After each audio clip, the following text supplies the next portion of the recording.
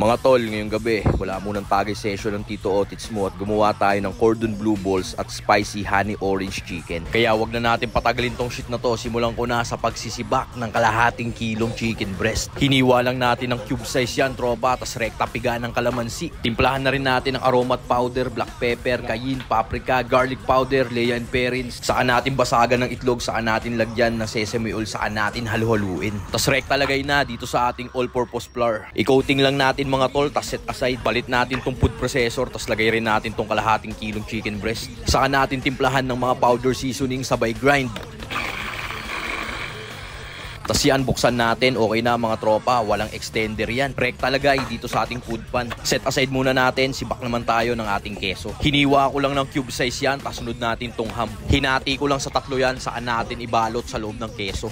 Ganyang kabisa yung papalaman natin sa ating cordon bleu balls mga tol.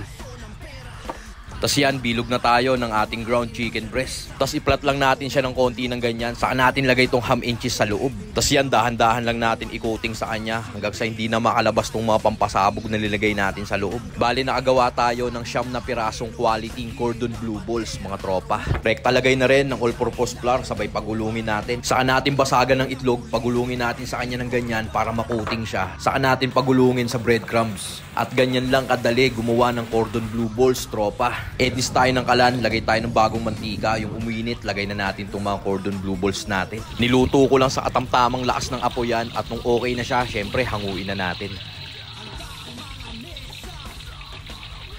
Sunod naman nating salang tong chicken breast na pang spicy honey orange chicken natin mga tol. Wala namang special dito sa shit na to. Syempre yung luto na siya, hanguin na rin natin. Magpitpit at magsibak na tayo ng bawang dito. Kasunod natin tong siling labuyo at magsibak na rin tayo ng orange. Rekta headless ng kalan, lagay tayo ng oil. Saka tayo maglagay ng bawang. Nung nag-golden brown na siya, tsaka natin lagay tong sili. Halo-halo lang tol, saka tayo maglagay ng butter. Itunaw lang natin ng ganyan, saka tayo maglagay ng honey. Saka natin ipiga itong 2 piraso nating orange. Halo ng konti, saka natin timplahan ng konting brown sugar at konting toyo. Lagyan na rin natin ng slurry para lumapot siya at konting mantika para matingkad ng kanyang kulay. Natin lagay itong chicken breast natin, tas tos-tos na lang yan mga tropa at okay na tong spicy honey orange chicken natin. Lagay na rin tayo ng lettuce sa ating wooden plate, tas rekta plating na ng ating spicy honey orange chicken. Sesame seed na lang linagay natin, pinaka-garnishing niya. Pihit natin, tas dito naman sa kabila, lagay na natin tong 9 na piraso nating quality cordon bleu balls. Hiwain ko na rin sa harap mo tropa para makita mo kung gaano ka-quality yan. At ayun na nga, tapos na tayo magluto ng ating mabisang hapunan. Kaya tropa, tara,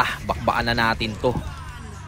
Yun mga tol, ngayong gabi, ito na yung nagawa nating mabisang hapunan.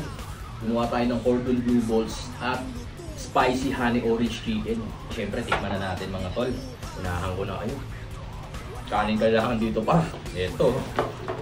Tara, kain tayo. Grabe ito mga paro. Cordon bleu balls yan.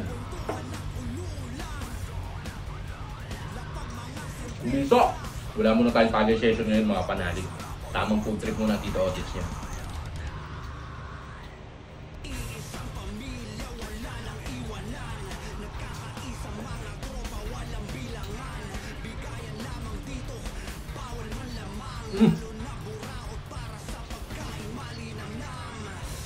Talaga naman.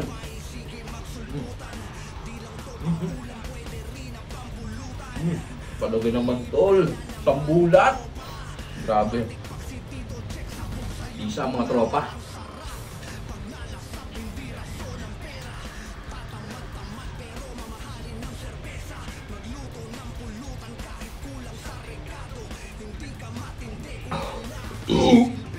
Paano mga tropa? Hanggang dito na lang. Peace.